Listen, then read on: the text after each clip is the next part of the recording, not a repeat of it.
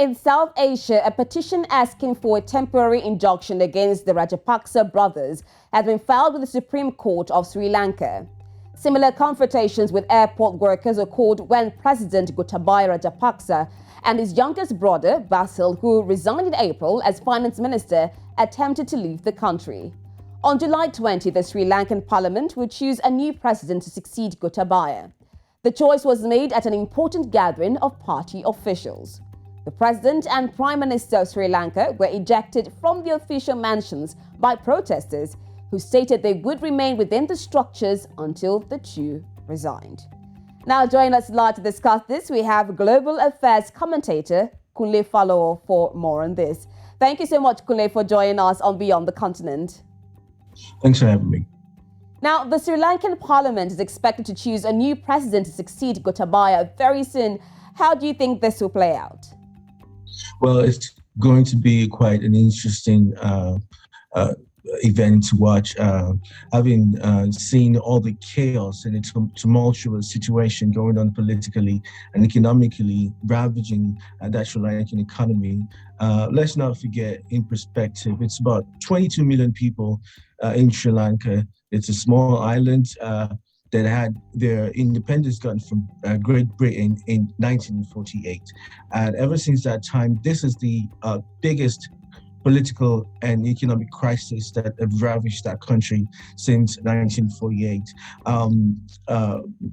We're all aware of the videos and the visuals that we saw by the protesters going into the president's building and his house and the prime minister and all that has happened. It's all in the name of the unjust and unright, unsophisticated economic breakthroughs that wasn't very successful by the Rajapaksa regime.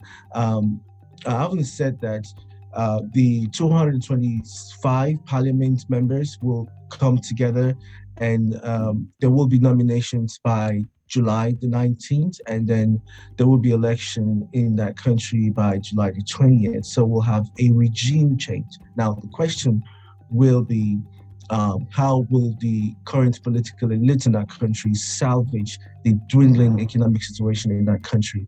That remains to be seen. And talking about the dwindling economic situations, there have been reports that fuel and gas has been flowing down to the citizens after several months of scarcity. Now, what do you think is responsible for this development? Well, the country's foreign reserve is completely depleted. The country is running out of money. The International Monetary Fund is trying to borrow the country some money. That's before the Chinese government had already borrowed them some money, and they had squandered the funds of that country. Some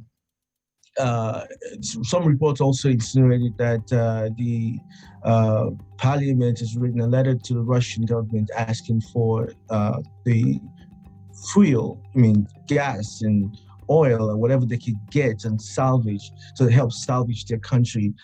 Because of the political and crisis going on in the war going on in Russia and Ukraine, the Russian oil is cheap, relatively cheap compared to other countries selling crude oil.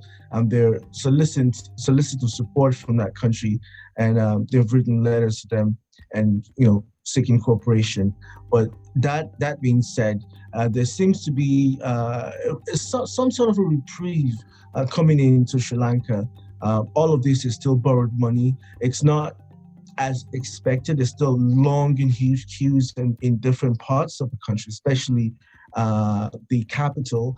But we're having some form of reprieve. The tokens are spread across the people, and it's very uncomfortable currently. But at least there still seem to be a reprieve. People are getting a small amount of fuel here and there, but the crisis is really far from over.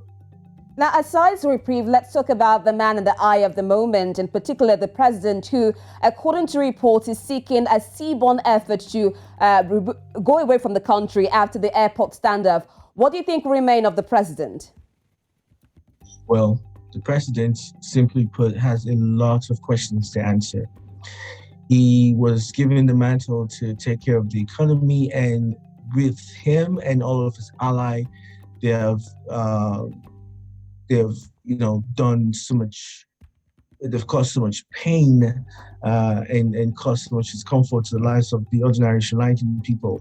They have so much case to answer, and if they don't have any skeletons in their cupboard, they shouldn't be running away from the eyes of the people. They shouldn't be running away from the courts.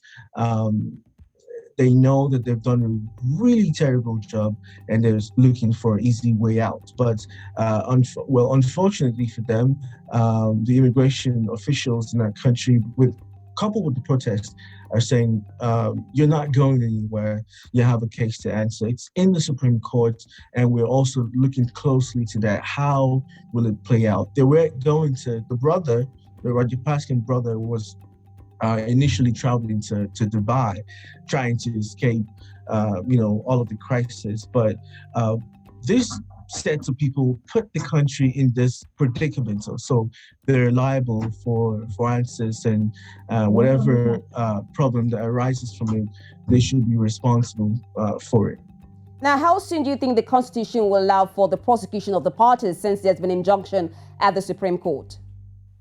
Well, it's just a matter of time. The election is coming up really soon, sometime next week, and there seems to be this political jostling here and there to occupy the vacant seats.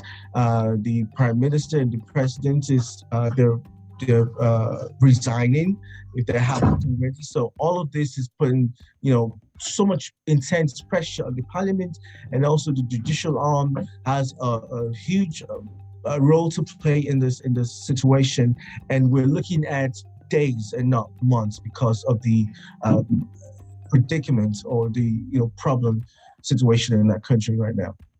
All right, thank you so much, Kunle Falowo. Of course, our eyes are fixed on the story in Sri Lanka and see what happens next. Thank you so much for joining us on Beyond the Continent. A pleasure.